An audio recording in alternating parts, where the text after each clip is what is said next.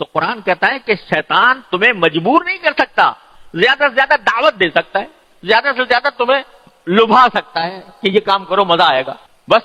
اب تم جب اس کی بات مان لیتے ہو تو مانتا کون ہے؟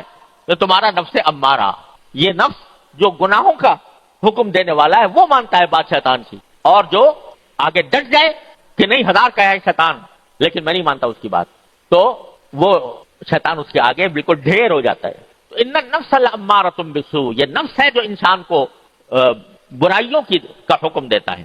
لیکن جب اللہ تعالیٰ کے فضل و کرم سے، کسی نیک بندے کی صحبت سے، کچھ وعظ و نصیحت سے جب بندہ نفس امارہ کو سمجھ لیتا ہے کہ یہ مجھے تباہی کے راستے پر لے جا رہا ہے، بربادی کے راستے پر لے جا رہا ہے، تو اب اس کے اندر ایک خود وہی نفس جو اس کو برائی کی طرف آمادہ کر رہا تھا، اس کے اندر ایک تبدیلی یہ پیدا ہوتی ہے کہ پہلے تو برائی کرتا تھا اور کان پر جو بھی نہیں رنگتی تھی۔ حدیث میں آتا ہے کہ جب اللہ بچائے انسان نفس امارہ کا غلام بن جاتا ہے تو اگر اس کو کبھی خیال آئے بھی کہ یہ گناہ کا کام ہے، اول تو خیال آتا نہیں، اگر آئے بھی تو اس طرح اڑا دیتا ہے اس کو جیسے ناک پر سے مکھی اڑا دی، اس کا دل میں اس کی کوئی وقت ہی نہیں رکھتا اگر گناہ کا خیال آئے بھی کہ یہ کام گناہ ہے جو میں کر رہا ہوں۔ لیکن جب اللہ والوں کی صحبت سے، جب واعظ و نصیحت سے، قرآن و سنت کی تعلیمات سے قریب ہو کر جب بندہ آگے بڑھتا ہے تو اس وقت پہلی تبدیلی تو یہ پیدا ہوتی ہے کہ گناہ کو گناہ سمجھتا ہے اور اس کی وجہ سے شرمندہ بھی ہوتا ہے اور اپنے آپ کو ملامت بھی کرتا ہے کہ ہائے مجھ سے یہ غلطی ہو گئی، ہائے مجھ سے یہ گناہ ہو گیا، کاش کہ میں یہ نہ کرتا۔ تو یہ مرحلہ ہے کہ جس کو قرآن کریم نے تعبیر کیا ہے نفس لوامہ، لا اقسم بیوم القیامت ولا اقسم بالنفس اللوامہ، یہ نفس لوامہ ہو جائے۔ لوامہ کے معنی کیا ہے؟ ملامت کرنے والا، وہی نفس جو پہلے کہہ رہا تھا گناہ کرو، وہ گناہ کرنے کے باوجود دل میں ملامت پیدا کرتا ہے کہ ہائے مجھ سے یہ ہو گیا، ندامت پیدا ہوتی۔ تو اس کا نتیجہ کیا ہوتا ہے کہ آدمی پھر استغفار کی طرف مائل ہوتا ہے کہ ہائے مجھ سے ہو تو گیا لیکن اے اللہ مجھ سے غلطی ہو گئی، میں گنہگار ہوں، میں اقراری مجرم بن کر آپ کے سامنے حاضر ہوں، اے اللہ اپنے رحمت سے مجھے معاف کر دے کہ مجھ سے یہ گناہ ہو گیا، آئندہ کے لیے توبہ کرتا ہوں، آئندہ نہیں کروں گا۔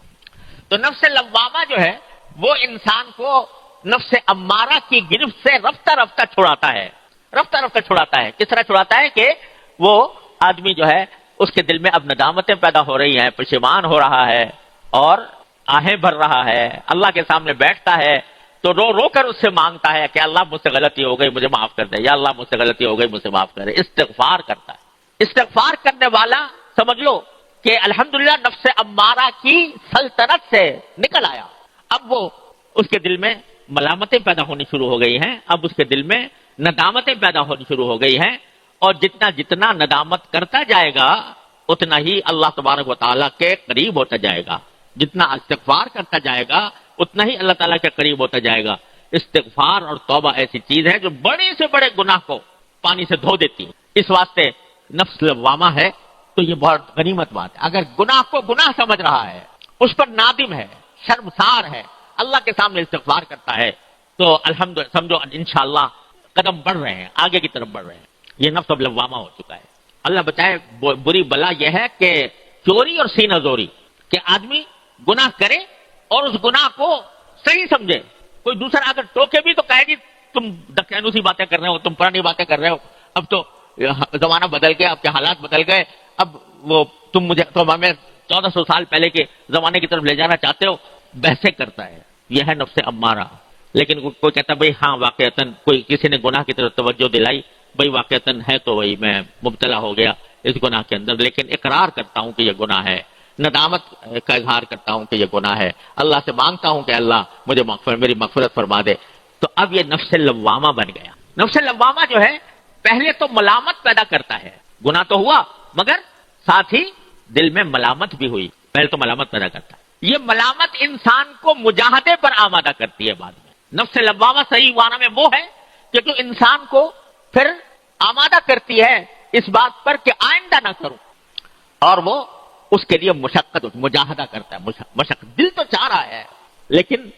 چاہ رہا ہے لیکن آدمی اپنے آپ سے کہتا ہے کہ دیکھو کتنی مرتبہ مجھ سے یہ غلطی ہوئی ہے اور میرے دل نے مجھے ملامت بھی کی ہے، میں نادم بھی ہوا ہوں، میں نے استغفار بھی کیا ہے، لیکن پھر بھی میں جا رہا ہوں.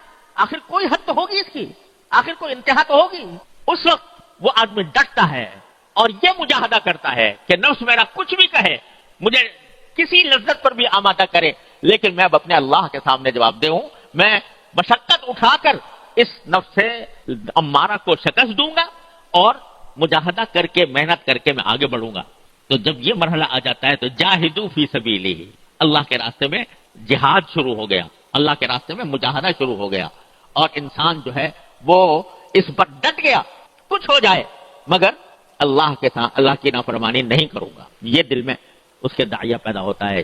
تو نفس لوامہ اس کو لے جاتا ہے گناہوں سے بچنے کی طرف, مجاہدے کی طرف, کہ مجاہدہ کروں گا. جب یہ مجاہدہ چلتا رہتا ہے تو شروع میں ایسا ہوتا ہے کہ انسان کی اپنے نفس اور شیطان سے کشتی ہوتی ہے, مقابلہ ہوتا ہے, اور مقابلے اور کشتی میں کبھی اس نے ڈھا دیا کبھی اس نے ڈھا دیا, کبھی یہ غالب آ گیا اور نفس امارہ کو شکست دے دی, نفس لوامہ بن گیا نا, تو اب کبھی نفس امارہ کو شکست دے دی, الحمدللہ اس پر اللہ کا شکر ادا کرتا ہے. کبھی کسی وقت موقع پاتا ہے تو وہ پھر دوبارہ ڈس جاتا ہے, دوبارہ آ کر نفس امارہ حملہ کر دیتا ہے اور یہ چت ہو جاتا ہے. لیکن چت ہونے کے باوجود اس پر سینہ زوری نہیں کرتا, دوبارہ اللہ تبارک و تعالیٰ کی بارگاہ میں حاضر ہوتا ہے. یا اللہ, میں نے ارادہ تو کیا تھا, میں نے ایک مرتبہ اس کو شکست بھی دی تھی, میں نے اپنے آپ کو مجاہدہ کرنے پر آمادہ بھی کیا تھا, لیکن پھر میں مبتلا ہو گیا اپنے نفس کے, یا اللہ مجھے معاف کر دے, یا اللہ مجھے معاف کر دے.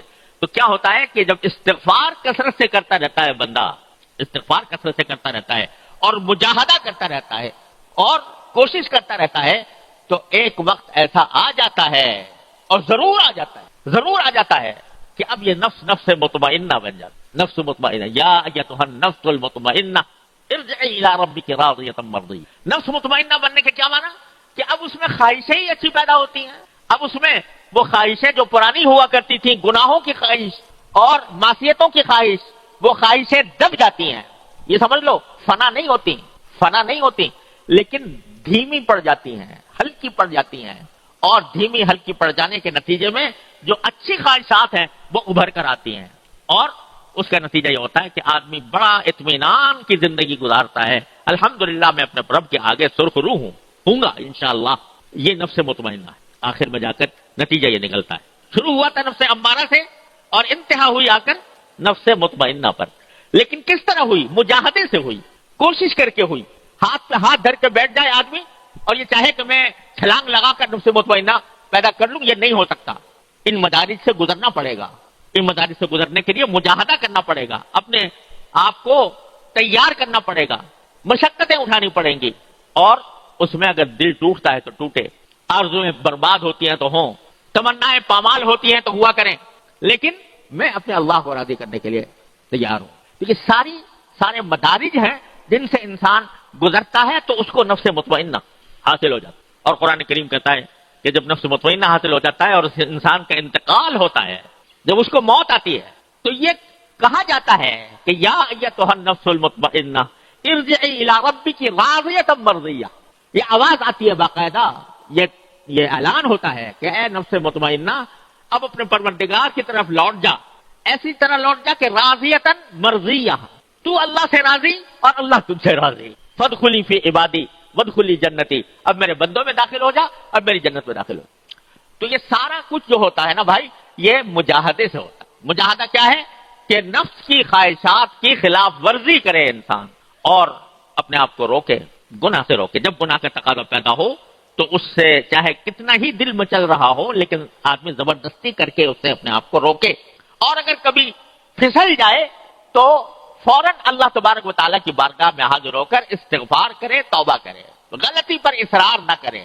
کتنا پیار سے اللہ تعالیٰ فرماتے ہیں والذین اذا فعلوا فاحشۃ او ظلموا انفسهم ذکروا اللہ فاستغفروا لذنوبهم ومن یغفر الذنوب الا اللہ ولم یصروا علی ما فعلوا وهم یعلمون.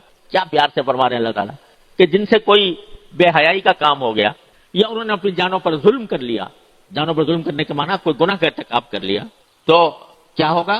فاحشۃ او ظلموا انفسهم ذکروا اللہ, اس وقت بھی وہ اللہ کو ذکر کرتے, اللہ کو یاد کرتے ہیں. فاستغفروا لذنوبهم, اپنے گناہوں کی معافی مانگتے ہیں. ومن یغفر الذنوب الا اللہ, اور اللہ کے سوا کون ہے جو ان کے گناہوں کو معاف کرے. وَلَمْ يُصِرُّوا عَلَى مَا فَعَلُوا، اور جو کچھ گناہ کر بیٹھے تھے اس کے اوپر اصرار نہیں کرتے جان بوجھ کر. تو ان کو اللہ تعالیٰ نے تعریف کے پیرائے میں بیان فرمایا ایسے لوگوں کہ جن سے گناہ سرزد ہو اور وہ استغفار کی طرف متوجہ ہوں، توبہ کی طرف متوجہ ہوں، اور پھر اللہ تبارک و تعالیٰ کی بارگاہ میں حاضر ہو کر اپنی گناہوں کی معافی مانگے.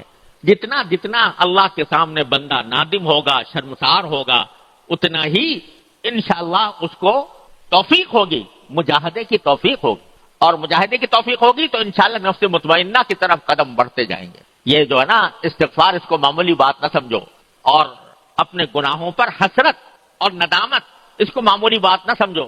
یہ جو ہے یہ انسان کو بالآخر انشاءاللہ نفس مطمئنہ تک پہنچائے گی، ضرور پہنچائے گی. ہمارے بزرگ تھے حضرت بابا نجم احسن صاحب رحمۃ اللہ علیہ، جو ہمارے کلیم صاحب ہیں، ان کے گھر میں رہتے تھے، انہوں نے انہی کی آغوش میں پرورش پائی. تو اللہ تبارک و تعالیٰ نے ان کو حضرت حکیم الامت قدس اللہ تعالیٰ سرہ کی صحبت عطا فرمائی تھی، اور ان کے خلیفہ بھی تھے. بظاہر تو جدید تعلیم یافتہ تھے، کوئی باقاعدہ درس نظامی پڑے ہوئے نہیں تھے، لیکن اللہ تعالیٰ نے حضرت حکیم الامت کی صحبت نصیب فرمائی تو اللہ تعالیٰ نے ان کو خلافت بھی عطا فرمائی. شاعر بھی بہت اچھے تھے. ان کا ایک شعر مجھے بہت ہی یاد آتا ہے اور بڑا اچھا لگتا ہے.